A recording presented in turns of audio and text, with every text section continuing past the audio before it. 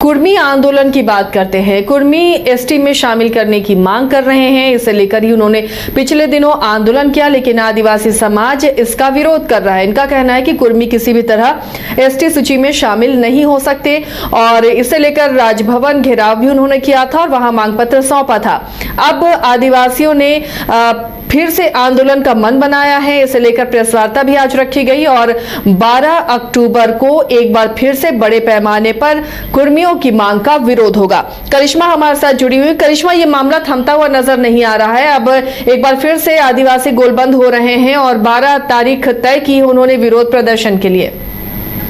एक बार फिर से आदिवासी जो है वो गोलबंद हो रहे हैं। मामला सिर्फ इतना है, चूंकि कुर्मियों की तरफ से जो मांग की जा रही है, कुर्मियों की तरफ से ये कहा जा रहा है कि पहले वो लोग एसटी में थे, अब एक बार फिर से उन्हें एसटी में शामिल किया जाए, जिसको लेकर इससे पहले भी दिल्ली के जंतर मंतर में भी काफी संख्या में जो कुर्मी समाज के लोग हैं वो दिल्ली पहुंचे थे और वहां पर अपनी बात को भारत सरकार तक पहुंचाने की कोशिश कर रहे थे, साथ ही कई तथ्य दिखाते हुए नजर आ रहे थे। उसके बाद कुर्मियों की तरफ से राजधानी रांची ही नहीं बल्कि झारखंड के अलग अलग जिलों में जो प्रदर्शन है वो किया गया। रेल टेका ढहर छेका आंदोलन के तहत ये बताने और समझाने की कोशिश की गई कि जब तक कुर्मियों की मांग पूरी नहीं होगी प्रदर्शन इसी तरीके से जारी रहेगा, आंदोलन इसी तरीके से जारी रहेगा। लेकिन जब केंद्र सरकार की ओर से आश्वासन मिला कि इनकी जो मांग है उसको लेकर केंद्र सरकार अध्ययन करेगी और आने वाले समय में जो सही होगा वही फैसले जो है वो आने वाले समय में लिए जाएंगे। लेकिन इस बीच लगातार आदिवासियों की तरफ से प्रेस कॉन्फ्रेंस रखा जा रहा है और बैठक का जो कह सकते दौर है आसिया वो शुरू हो गया है। हाल ही के दिनों में जब आदिवासियों की तरफ से एक बैठक रखी गई थी तो ये कहा गया था कि जब तक कुर्मियों की तरफ से इस तरीके का मांग उठाया जाएगा, आदिवासियों की तरफ से इस तरीके का रणनीति जो है वो बनाया जाएगा कि आदिवासी जो है सड़कों पर उतरकर प्रदर्शन करेंगे। अब देखिए, बताया जा रहा है कि आगामी 12 अक्टूबर को तमाम जो आदिवासी नेता है और ये भी कहा जा रहा है कि अलग अलग राज्यों से भी कई ऐसे बड़े चेहरे हैं, कई ऐसे आदिवासी नेता है वो राजधानी रांची पहुंचेंगे और एक बड़ा आंदोलन जो है वो देखने को मिलेगा।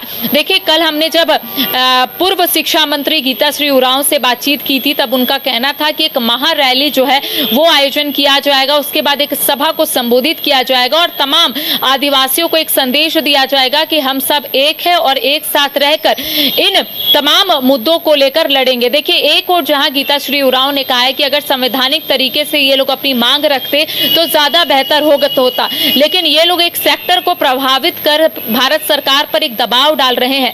लेकिन भारत सरकार भी अध्ययन करेगी और उसके बाद ही चीजों को लोगों के सामने रखेगी। कुर्मी नेताओं का कहना है कि पहले वो लोग एसटी में शामिल थे, बाद में उन्हें पिछड़े श्रेणी में रखा गया। तो लगातार जो आरोप प्रत्यारोप है आसिया, यानी कि आदिवासियों की तरफ से कई आरोप लगा रहे हैं और ये कहा जा रहा है कि जो हक और अधिकार है आदिवासियों का उसे कहीं ना कहीं छीनने की कोशिश जो है वो कुर्मी समुदाय की तरफ से की जा रही है। तो वहीं कुर्मी समुदाय की तरफ से यह कहा जा रहा है कि कुर्मियों की संख्या काफी है, एसटी की सूची में इन लोगों ने भोक्ता को ऐड किया तो कुर्मियों को ऐड करने में क्या जा रहा है। तो ऐसे में कुर्मी नेताओं का कहना है कि हम लोगों की संख्या ज्यादा है, इस वजह से ये लोग नहीं चाहते हैं कि हम लोग इन लोगों के साथ शामिल हो।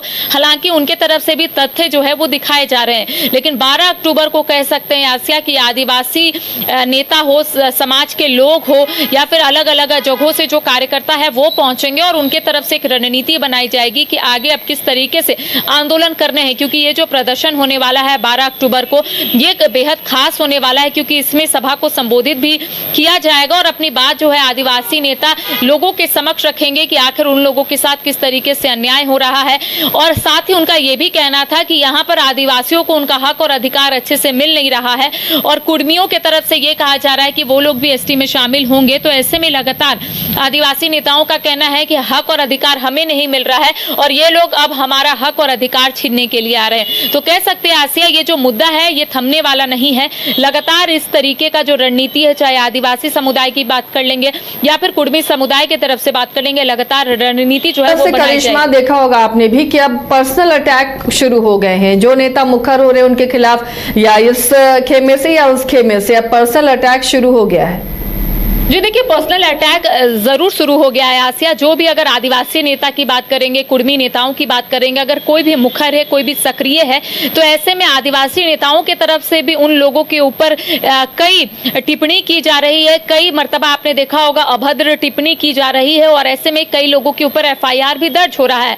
हालांकि देखिए आसिया, अगर हम कुर्मी समुदाय की बात करेंगे तो उनका कहना है कि आदिवासी नेता जबरदस्ती इस मुद्दे पर घुस रहे हैं, क्योंकि उनका कहना है कि हम लोगों की जो मांग है वो भारत सरकार से है। अगर भारत सरकार को ऐसा लगेगा कि इन लोगों की मांग जायज नहीं, ऐसा कुर्मी नेताओं का कहना है कि अगर भारत सरकार को लगेगा कि हमारी मांग जायज नहीं है तो भारत सरकार निर्णय लेगा।